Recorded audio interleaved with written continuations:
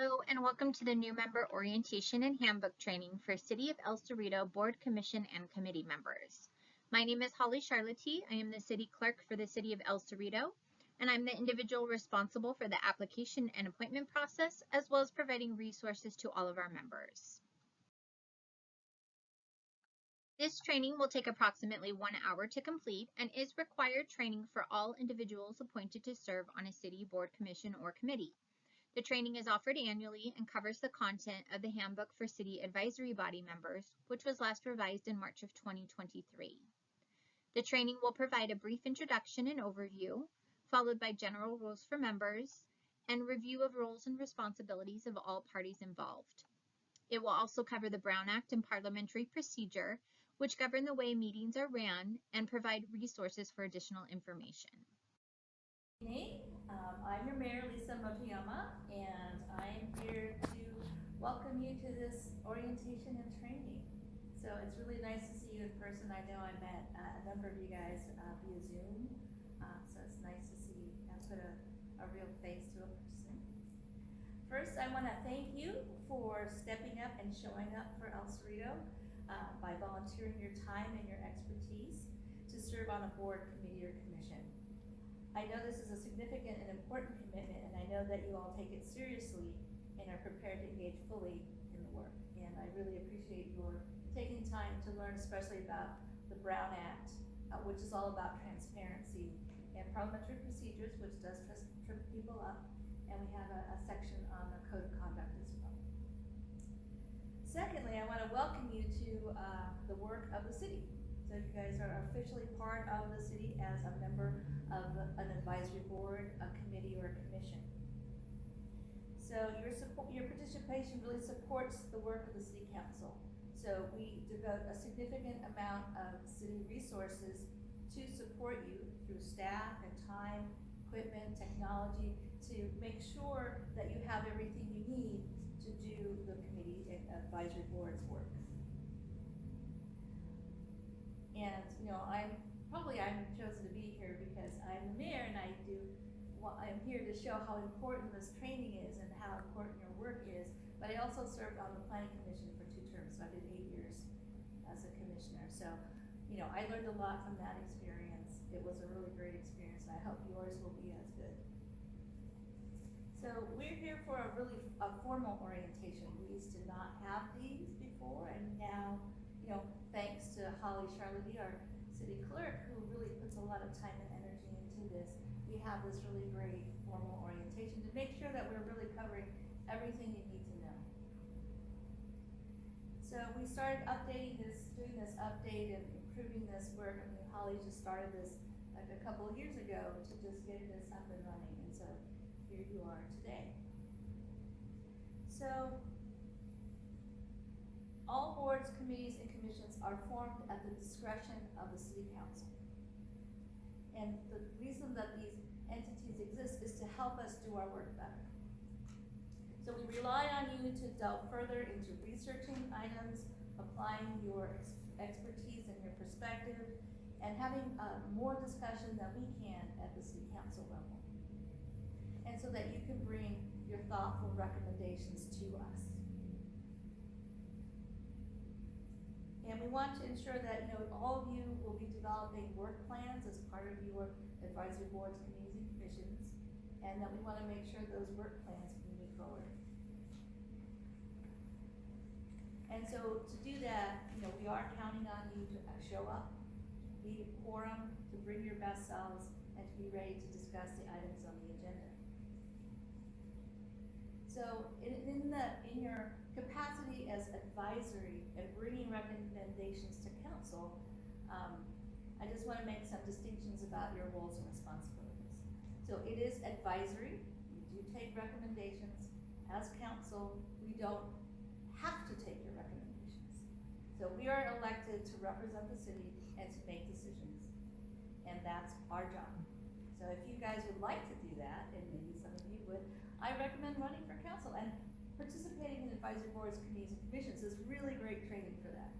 Everything that applies to you guys, the Brown Act, parliamentary procedure, code of ethics, applies to us as well. So the more you're familiar with that, the more or that you'll be comfortable one day sitting at the dais if you so choose. And I went to one of my first trainings as a planning commissioner. That was what they said. You know, most city council people come from planning commissions. FYI, right? So,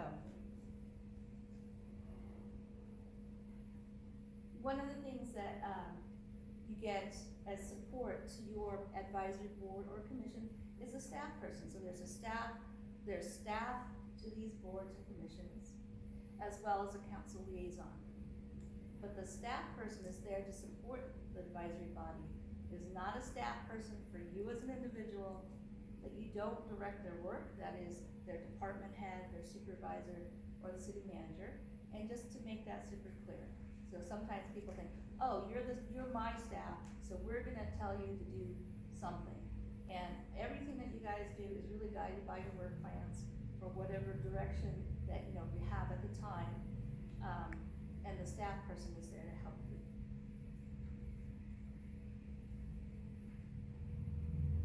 So, as you can see where some of these comments of mine are going, it's all about the code of conduct. And serving on an advisory board, committee, or commission is a privilege that conveys certain responsibilities to you guys. You're more than an informal volunteer. Your voice is elevated as a member of these bodies. And because of that, we expect more of you. So, your work is in service of everybody in El Cerrito. It's not an opportunity to push forward a personal agenda to cause conflict. It's not to elevate your public persona by using your title on business not of the committee or commission. And it is not a means of getting favors or special treatment. And honestly, I'm really sad that I have to say this out loud to you guys, because everybody comes here with the intent to serve and participate and do the right thing. But we have had some issues in the past, and I hope that I never hear about any of those issues from you guys.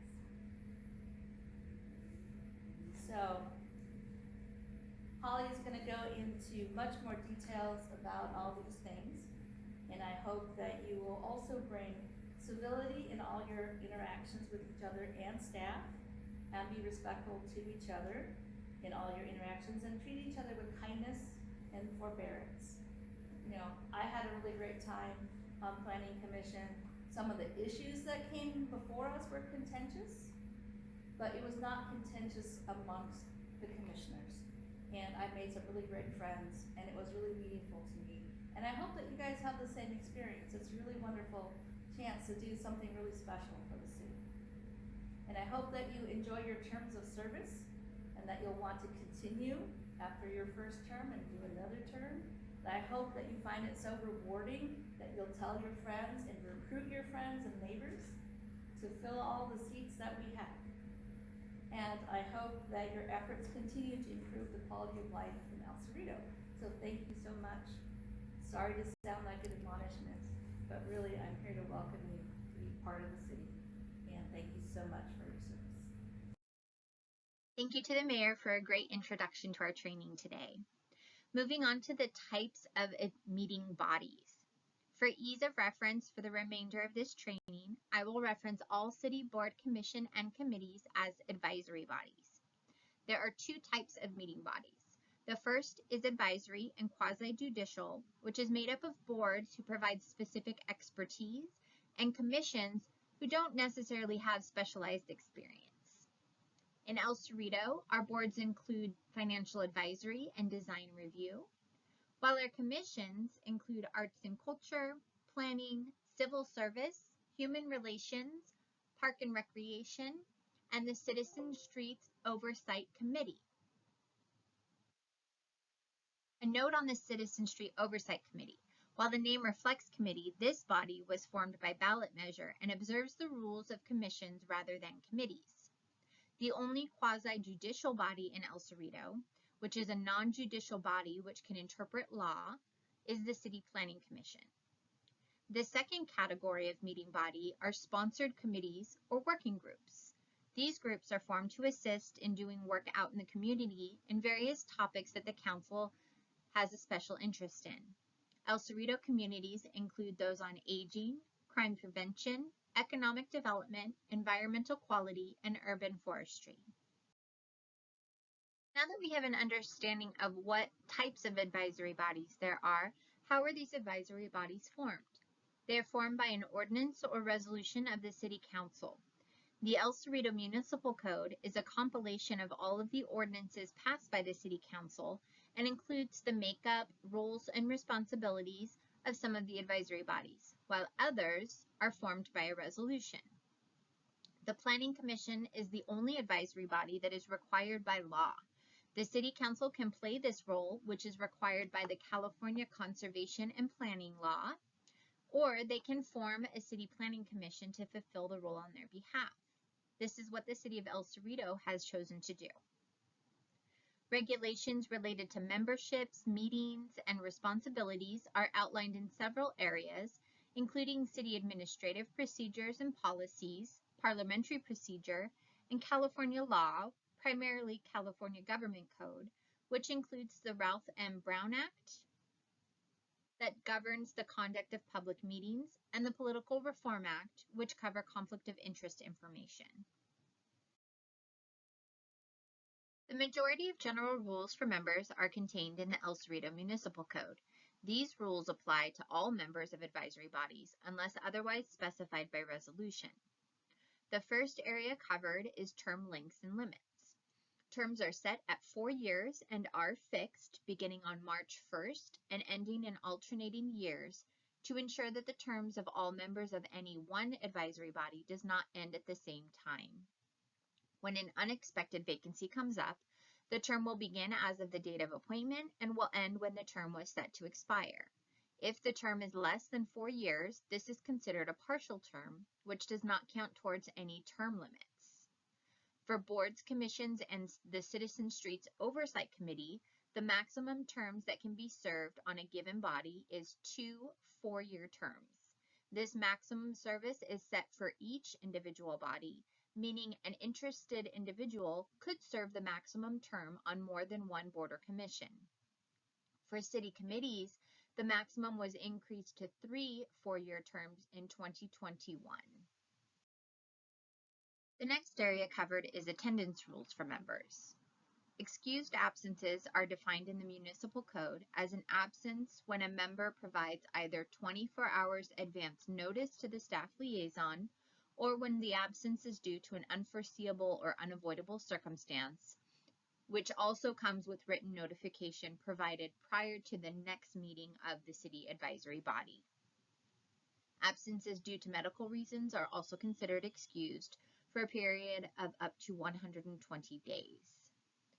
Unexcused absences are any absence when there is no communication or notification received from the advisory body member.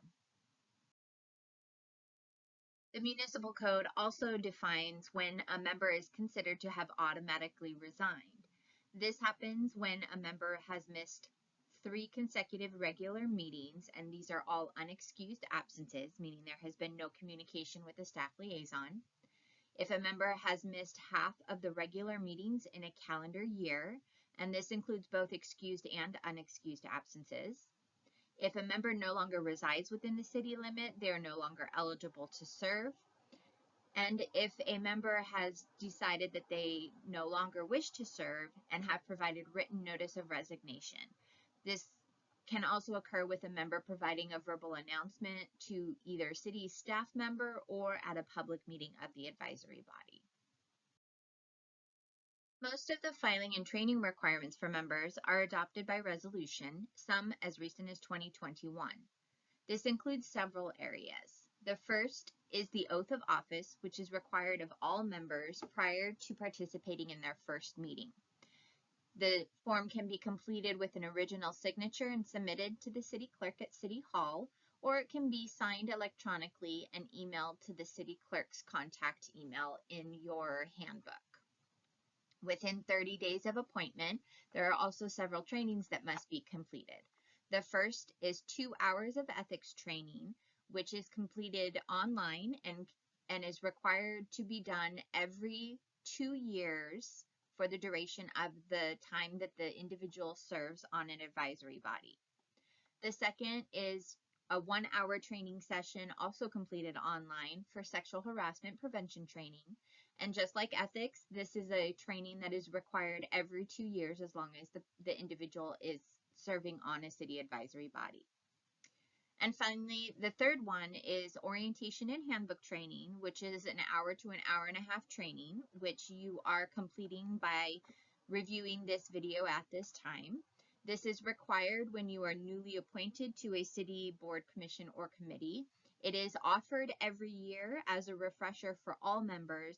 However, it is only required upon initial appointment for the first time to a city advisory body.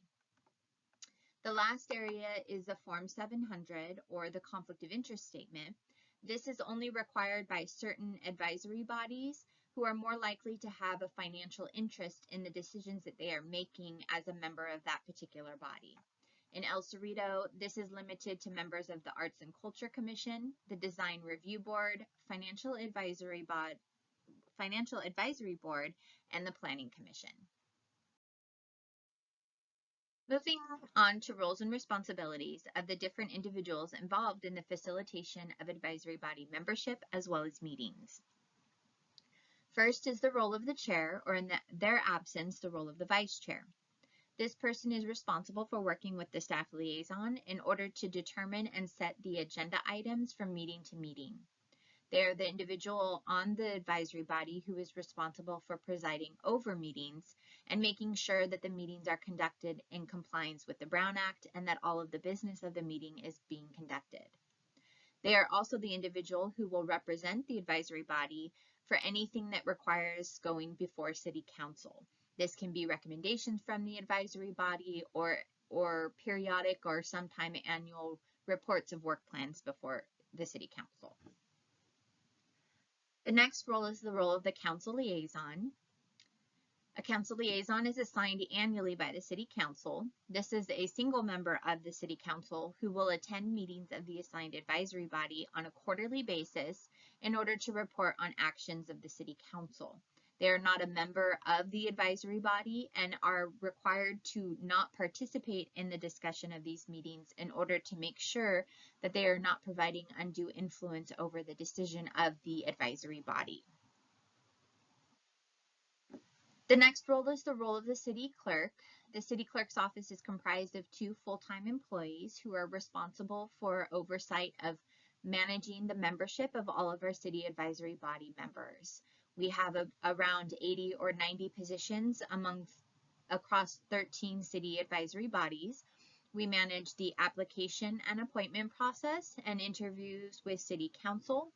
We also follow up and ensure that members get all of the information and reminders for any filings or training requirements that are coming due.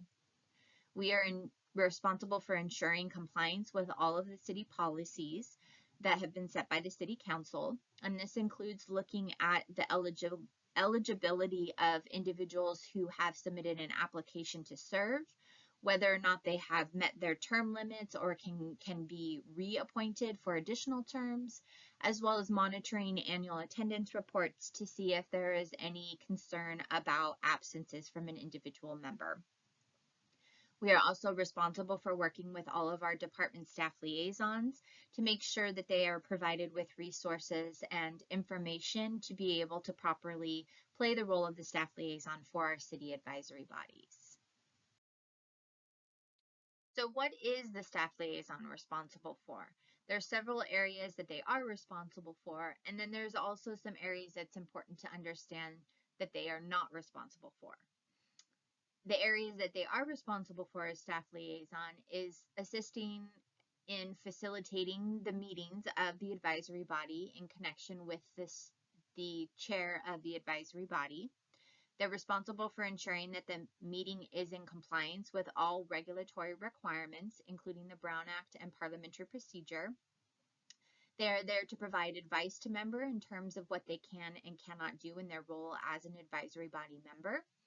And typically the staff liaison is also the individual in the department who has subject matter expertise that is needed for the advisory body to conduct the responsibilities and the role that they play in advising the city council. The liaison also acts as a conduit for communication. It's important to remember that your first point of contact as an advisory body member should be your staff liaison to ensure that there is proper communication kept between the staff liaison and advisory body members. This makes sure that the proper information is provided to all members whenever necessary, and that the same information is provided to advisory body members. When there is any communication required from other departments, the staff liaison would play that conduit for that communication. It is important to understand and remember that the staff liaison does not work for the advisory body. The liaison is assigned by the city manager to support the advisory body. However, they do have a full-time job. This is one responsibility that they carry in that full-time job. They are not providing full-time support to the advisory body. It's also important to remember that liaisons are not providing individual reporting, favors, or any kind of special consideration to individual members, and those type of requests should not be asked of the staff liaisons by our members. The last and most important role to understand is the role that you have as a city advisory body member.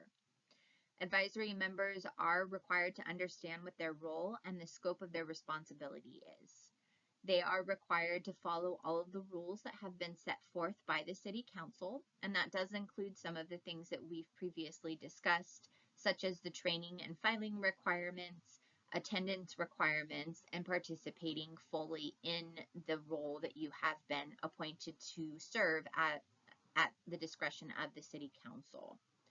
Advisory members are to represent the full community and not just special interests, and are required to maintain working relationships, not only with the other members of their advisory body, but members of other advisory bodies within the city, as well as city staff and members of the public. Advisory members are not to be pursuing unapproved projects. This is an important distinction to ensure and maintain the advisory body members keeping within the scope of what they have been tasked to do by the City Council. So it's very important to ensure that the work that is being done by an advisory body member is within the area of responsibility. They should not be representing any policy of the city to any other organization or entity. They should not be communicating directly with any outside organizations or agencies. There may be some very specific circumstances in which this is okay based on the project or work that is being done by an individual member, but that will be very clearly outlined by the staff liaison, and the work on that particular communication will be in connection with the staff liaison. There should never be any direct communication from an individual with outside agencies without that express permission and communication with the staff liaison. And finally, and most importantly, advisory body members cannot take any type of financial action. This means making any kind of commitment to commit the city to expend any funds, or even the perception of commitment to spend any funds, as this is not in the purview of advisory body members to take that action. When it comes to participation and potential conflicts of interest, whether you file the Form 700 statement or not, individual members have an obligation to conduct due diligence to ensure that they are not participating in a vote when they have a conflict of interest. Participation when a conflict exists can invalidate whatever action is taken, as well as expose the individual to penalties and sanctions. A conflict can exist when there is an individual who is in a position to have influenced a government decision, and that decision can have a personal economic interest effect on the individual. A material effect, which is generally financial in nature, and that effect is distinguishable from the public's effect, meaning the individual on the advisory body is affected differently than any general individual who is a member of the public. One example of this is if there is an individual who is a member of the Planning or Design Review Commission, there is development that is being proposed on a street, and an individual advisory body member owns property on that street, and the value of that property will likely be increased by that development moving forward.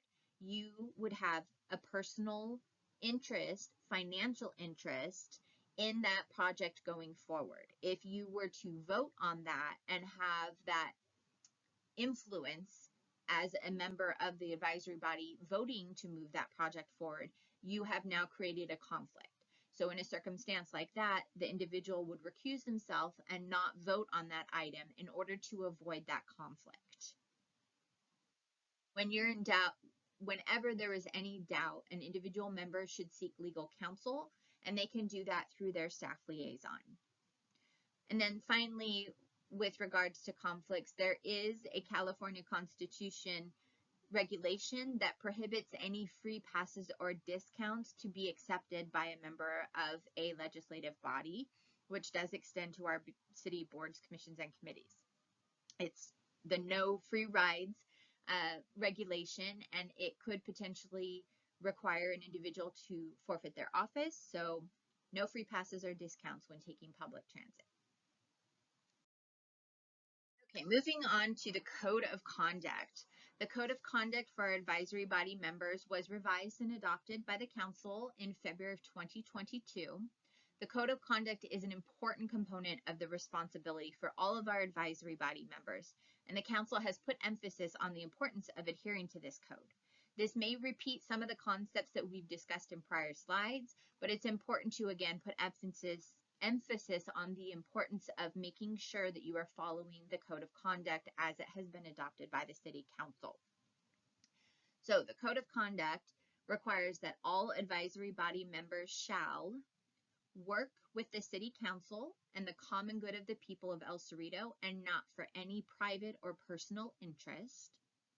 They shall endeavor to treat all members of the public and issues before them in a fair and equitable manner. They shall make impartial decisions free of bribes, unlawful gifts, narrow political interests, and financial or other personal interests that impair independence of judgment or action. They shall make decisions that are fair, objective, made in public, and understandable. They shall fully participate in their meetings and other public forums while demonstrating respect and courtesy to others, practicing civility and decorum in discussions and debate, listening courteously and attentively, and engaging in effective communication. Advisory body members are expected to contact their staff liaison if they cannot attend a scheduled meeting.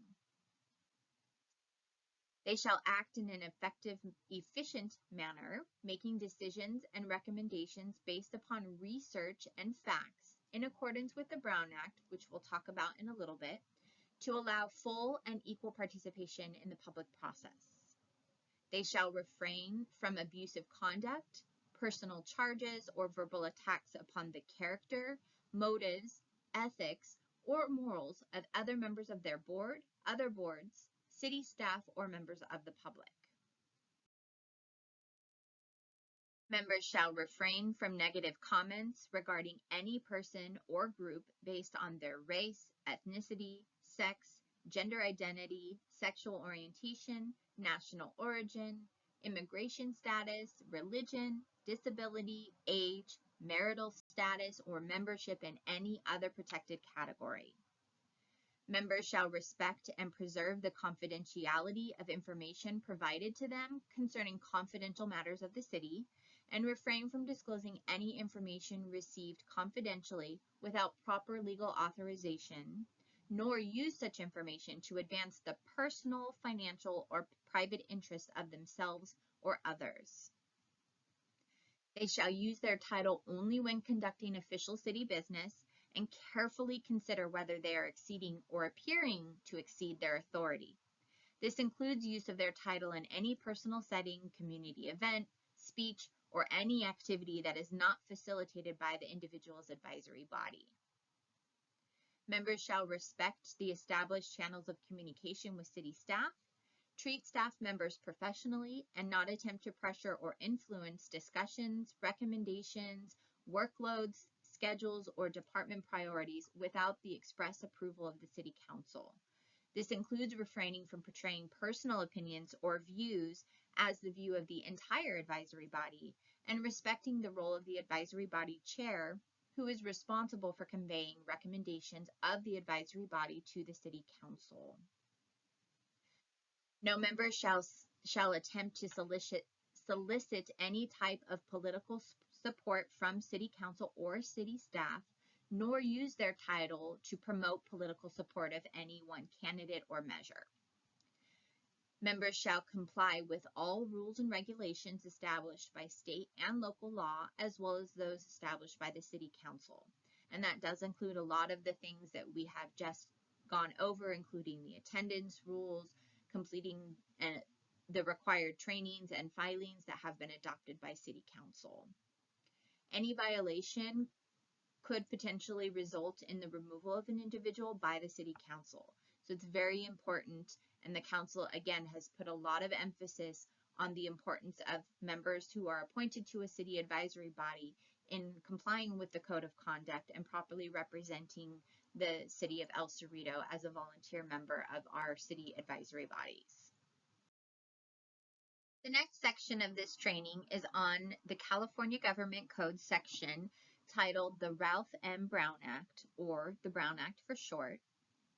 This is an access to information law with regard to open meetings and open deliberations. It defines that meetings must be open and public with advance notice posted of what will be discussed at that meeting. It provides an opportunity for members of the public to speak before a vote is taken on any action item, and it requires that meetings be held within the jurisdiction where the body has subject matter jurisdiction over. All of our city advisory body meetings are subject to the requirements of the Brown Act. The Brown Act includes several definitions to determine whether or not meetings are subject to the Brown Act. This includes meetings which are defined as a majority of members of a legislative body that get together to discuss, deliberate, or take action on anything that is within the subject matter jurisdiction of that body. An ad hoc committee is defined as a temporary committee that is comprised of less than a majority of members, or less than a quorum, which is formed for a short period of time for a specific purpose, and that is then dissolved once that purpose has been completed. Ad hoc meetings are not subject to the Brown Act. Standing committee, however, is a meeting of less than a quorum of members, but which is permanently formed to discuss a specific and ongoing topic that is within the advisory body's jurisdiction. These ongoing meetings are subject to the Brown Act. The Brown Act also defines different types of meeting. A regular meeting is a meeting which occurs at a date, time, and location that is set by either resolution or ordinance. This is the typical meeting schedule for an advisory body or legislative body. It requires an agenda to be posted 72 hours in advance, and that posting is required both physically and on the agency's website. And regular meetings require an opportunity for public comment on anything within the subject matter jurisdiction of the advisory body. This includes anything that they have decision-making authority over, whether it is listed on the agenda as a discussion item or not. Special meeting is any meeting that is outside of that regular meeting schedule. So if the date, frequency, the time, or location which is set is altered in any way, it is considered a special meeting. These type of meetings require an agenda to be posted no less than 24 hours in advance, both physically and on the agency's website. In El Cerrito, we do strive to post even special meeting agendas at least 72 hours in advance whenever possible. The one difference on the content of special meetings is that public comments can only be made on items that are listed on that agenda for discussion. Serial meetings are a type of meeting that is illegal under the Brown Act and is one of the most important types of meetings to understand. The reason for this is because serial meetings are typically the most common way that an individual inadvertently violates the Brown Act by conducting a serial meeting and not realizing that they have done so. In order to avoid that, it's important to understand what a serial meeting is.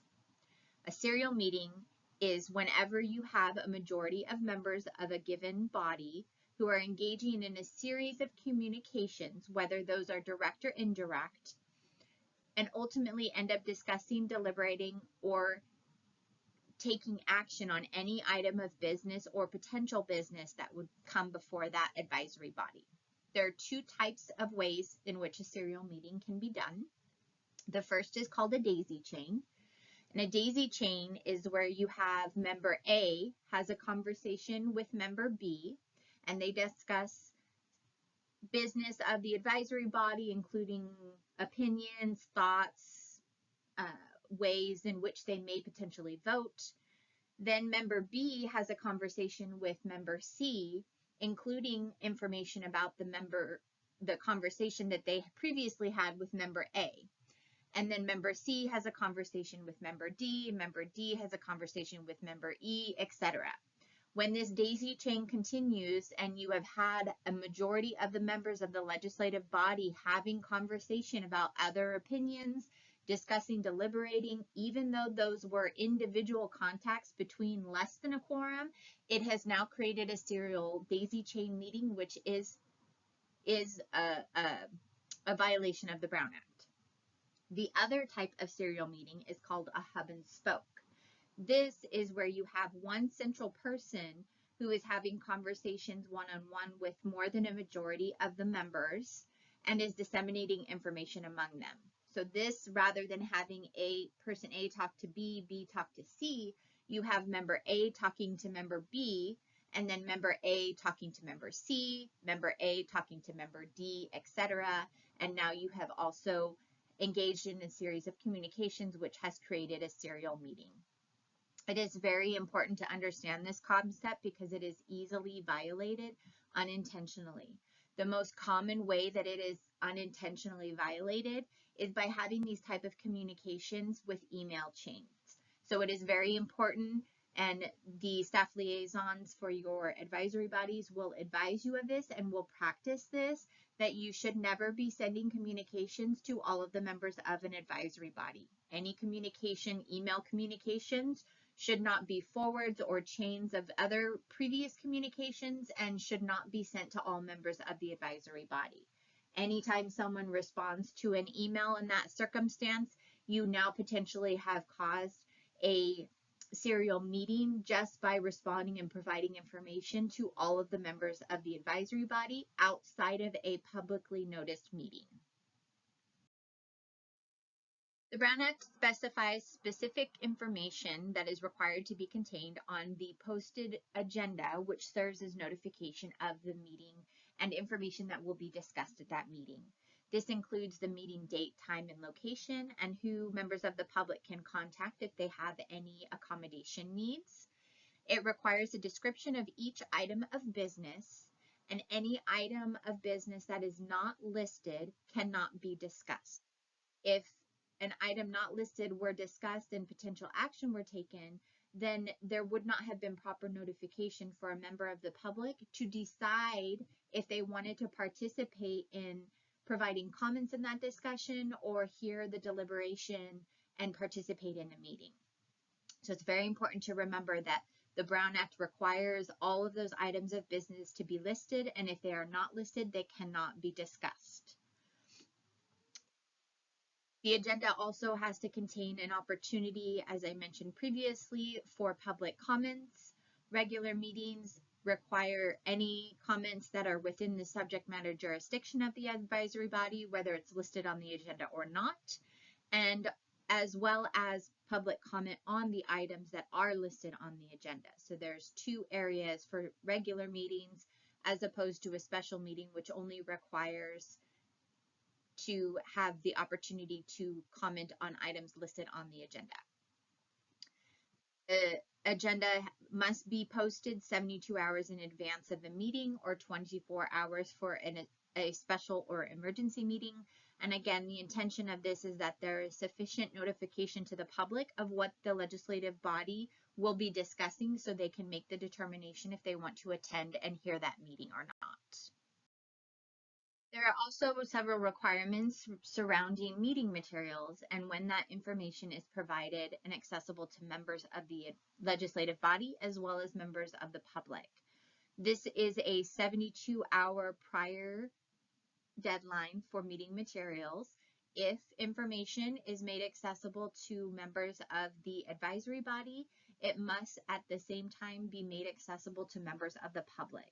For our city advisory bodies in El Cerrito, this is achieved by posting information with the agenda on the advisory body's website. That information is posted online and as well as sent directly to the advisory body members in order to meet this requirement. If there is information that is going to be additional information that will be provided by the agency during the meeting, copies of that information must be also made available to the public. And if there are any materials that are provided by a member of the public during the meeting, that information must be made available to the public following the meeting. While the Brown Act is intended to be an access to information law, it is also a law that helps ensure that the business of the meeting can be conducted.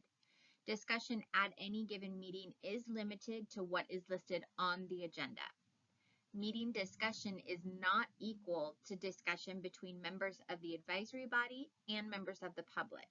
Public comment is intended to be one-way information shared by members of the public to the members of the advisory body, so their opinions can be heard before discussion by the advisory body is conducted and a decision is made.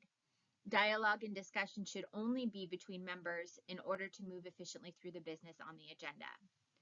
Regular meetings are different than if the advisory body is holding a town hall or a public forum or some other public meeting that is specifically designed to have a dialogue with the public. Otherwise, it is not only a public meeting in order for members of the public to hear, listen, and provide their opinions, but again, it is a business meeting in which the business of the advisory body does need to be conducted in order to move forward with the responsibility and the role of the advisory body. In order for a member to participate remotely, they would have to abide by the teleconferencing requirements of the Brown Act. This includes that all remote locations are accessible to all members of the public, and the address of those locations are listed on the meeting agenda. The agenda must be posted at each location where a member is participating from, and at least a quorum of the advisory body must be participating from within the jurisdiction of El Cerrito. And finally, all votes must be done by roll call anytime one or more member is participating from a different location than the rest of the legislative body. Members may have heard of AB 2449, which is temporary legislation that is related to remote participation of legislative body members. This legislation allows a member of the advisory body to participate remotely without disclosure or providing public access to remote locations. However, this is not applicable to El Cerrito boards, commission, or committees at this time. Despite the existence of this temporary legislation, members cannot utilize this exception because the city does not have the resources or technology to meet the agency requirements for these exceptions to be used. This includes the lack of technology and the requirement of 2 to 3 staff members to run a single hybrid meeting. Staffing levels simply cannot support the statutory requirements of AB 2449. Therefore, if a member needs to participate remotely, they can make that request with their staff liaison in advance of the meeting agenda being published to determine if the existing Brown Act teleconferencing regulations can be met. And if not, then the member would not be eligible to participate in that given meeting. Last portion of the Brown Act is related to enforcement and penalties. So if there is willful intent by an individual to deprive the public of information by violating the Brown Act, this is seen as a criminal action, and a misdemeanor could be taken on against an individual who had that willful intent to make sure that the public did not get access to information. There are civil remedies. District attorney or any interested party can pursue if there is an action taken and the Brown Act is found to have been violated. It would invalidate that action, which would require the legislative body to go back and do that process again in compliance with the Brown Act.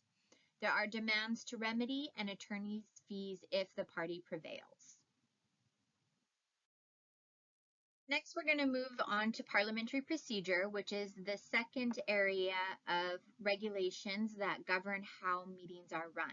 So where the Brown Act talks about public participation and transparency in information and ensuring that discussions, deliberations, and actions of a legislative body are taken in the public, with the public having the right to hear and provide opinion in those meetings, parliamentary procedure is a set of rules that govern how the business is conducted for those public meetings.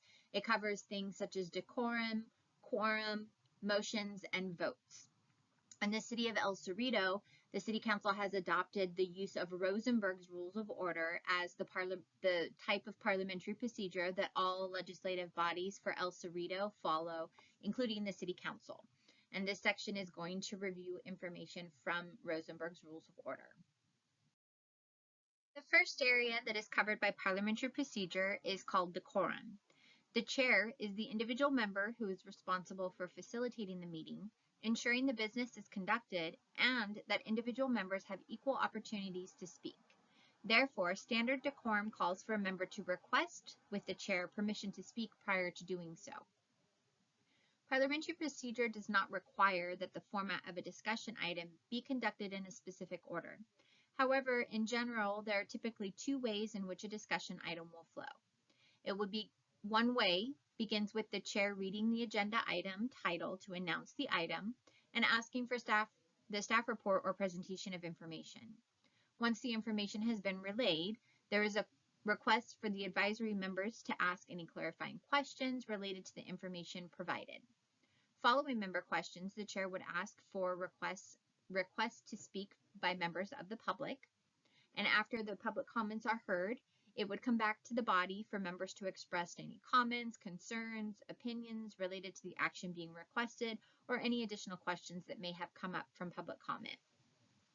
Following this discussion, the chair would then ask for a motion and a second on the item, and the members would take a vote.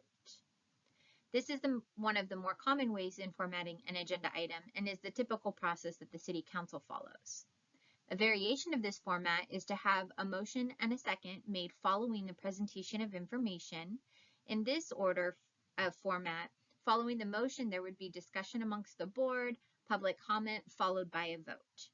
Regardless of the order, the important point to remember is that the opportunity for public comment must come before any action is taken by a vote of the advisory body. Is the minimum number of members who must be present in order to hold a meeting of the advisory body. This is another area covered under parliamentary procedure, and El Cerrito has adopted as part of its municipal code that a quorum is a majority of members who are currently appointed to a board, commission, or committee. What this means is if the advisory body has 7 potential members to make up the advisory board, if only 5 members are currently appointed, a quorum would be a majority of 5, which is 3 members, versus being a majority of the 7 potential membership of the advisory body. If the body was a 5-member body with 3 members currently appointed, a quorum would be 2, which would be considered a majority of the 3 members currently appointed. If there is no quorum of members present, the meeting that is to be held cannot be conducted because the quorum requirement has not been met. If no quorum, the meeting is canceled. A reasonable period of time to wait before determining a meeting has no quorum is no more than 15 to 30 minutes after the start time. In some circumstances, the advisory body may cancel the meeting prior to the day of, when it has determined based on notification from members that a quorum cannot be met by membership at that meeting. In addition to the minimum number of members required in order to hold a meeting, it should be noted that for Arts and Culture Commission, Planning Commission, and Design Review Board, there is a requirement for a minimum of 3 members of the body in order to meet. So these 3 bodies do not follow the general majority of members currently appointed and can have no less than 3 members in attendance to hold a meeting. Motions and voting is really the heart of parliamentary procedure. But what is a motion? A motion is how a member of an advisory body communicates their idea or position on a given action item. A motion with a second is followed by discussion of the membership and ends with a vote on the proposed action.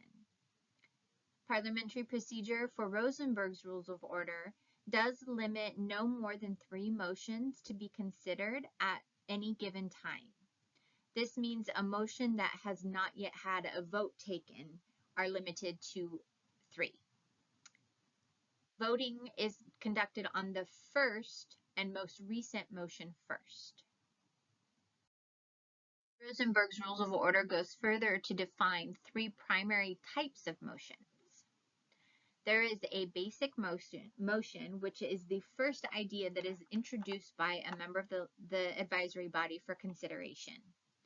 A motion to amend is a motion that seeks to change part of the basic motion, but does not completely change the basic premise.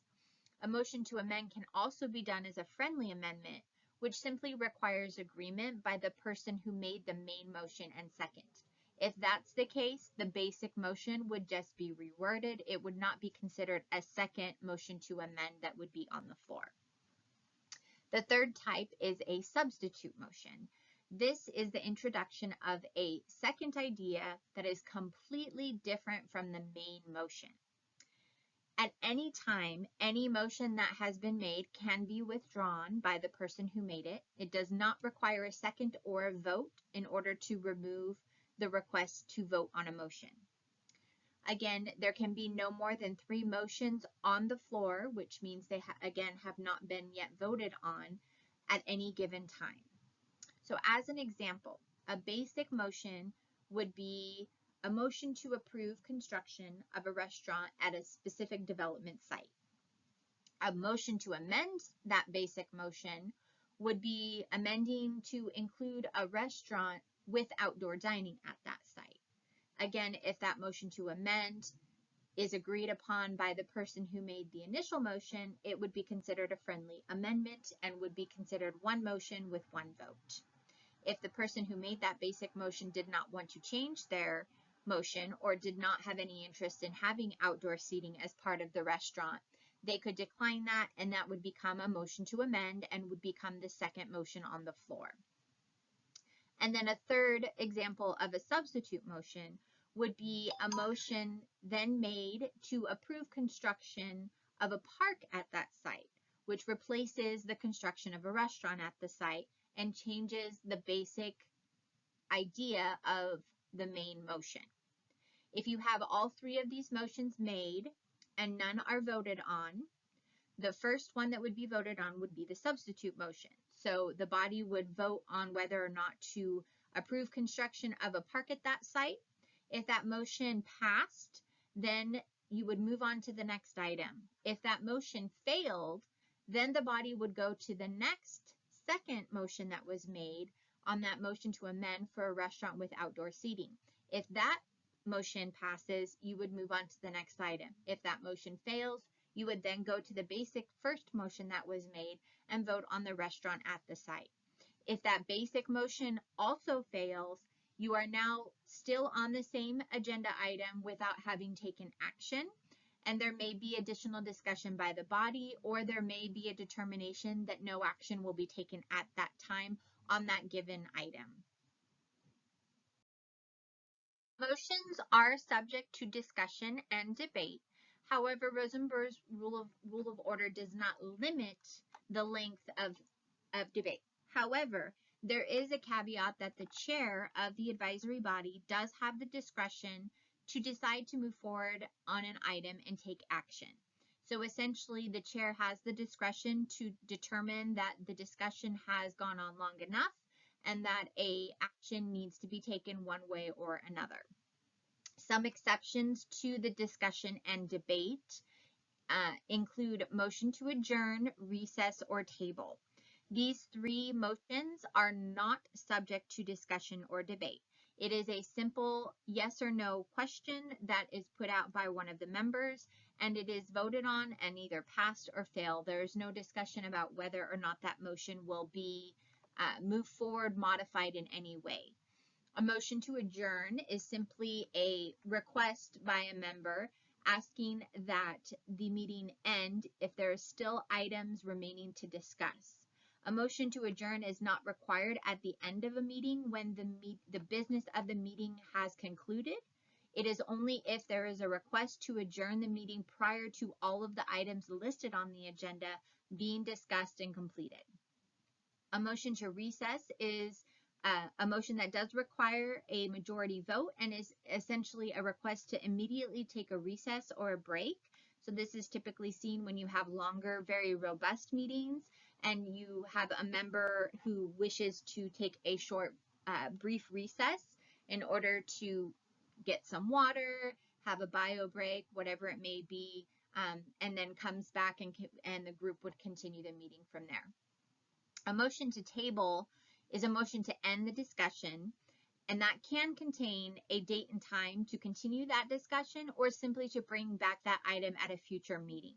So tabling the discussion is not the same as ending the debate. It is rather than ending the discussion and taking action on voting to take action on an item, it is requesting the discussion for that item to be continued at a later date and time. Goes hand in hand with making motions is votes. So the majority of the legislative body is required to have an affirmative vote in order to pass a motion. A majority of members is represented by more than half of the members who are present and voting. Present and voting means that if an individual member chooses to abstain from a vote, it is considered a no vote because the votes are counted by those who are present in the room and voting. The Planning Commission does require 3 yes votes to pass. So even if the majority is less than 3 votes are required in order to take action on any item. And city committees require a simple majority of not less than 3 members, which would be a yes vote of at least 2 members in order to move forward. A motion that receives tie votes in favor and against would be a fail. And again, if someone chooses to abstain from a vote, it is considered a no vote. So a couple of examples of this, if you have a 5-member body in which 5 members are in attendance, 2 vote yes, 2 vote no, and 1 member abstains, this is considered 3 no votes and would fail. If you have that same 5-member body with 3 yes votes, 1 no vote, and 1 abstain vote, that would pass because it had a majority of 3 members voting yes. And if you had a 5-member body who had 1 member absent, so you had 4 members present and voting, and 2 voted yes and 2 voted no, this is considered a tie vote and that motion would fail. And finally, to wrap up with some resources. So the #1 resource for advisory body members in their roles and responsibilities and their understanding of how a public meeting is ran is the Advisory Body Member Handbook. This training has touched on the majority of the concepts of that handbook, but the document does dive into deeper detail in all of the areas that have been discussed and is a great resource for our advisory body members to refer to throughout the terms that they are serving on an advisory body. In addition to the membership handbook, your staff liaison plays a great resource for you. As mentioned earlier in the training, the staff liaison is typically also the subject matter expertise is the person who is supporting the advisory body members. So if the question you have cannot be answered by referring to the member handbook, the staff liaison is a great second resource for you. The third resource is the membership tools portion of our city website for advisory body members. This contains all of the meeting materials, resource materials, material handouts on the Brown Act, parliamentary procedure. There are links there providing information on how to access the required trainings, as well as contact information for the staff liaisons and contact information for the city clerk's office, which would be the final and fourth resource available to you. The city clerk, again, and staff in this department are responsible for ensuring that staff liaisons and advisory body members understand the rules and regulations that are in place that must be followed, not only from the state, but at the local level and the city council. Adoption of rules and requirements for advisory bodies. And finally, on that membership tools page on the city's website, which is shown on this last slide here, you will find access to and with a link to the orientation and member handbook acknowledgement form. This is also the final page in the orientation handbook for city advisory body members. This document can be submitted in hard copy with an original signature, or it can be submitted electronically by accessing that form on our website. This is required to be completed, and this is the acknowledgement that our newly appointed advisory body members are required to complete this training. This is the documentation that is kept on file to verify that this training has been completed and that the member is in compliance with the regulation that the City Council has set. My name is Holly Charlotte. I am the city clerk, and I am available for any questions that you may have. I can be reached at the contact information on the screen, and I just want to take a brief moment to thank everyone who has taken the time to review this content.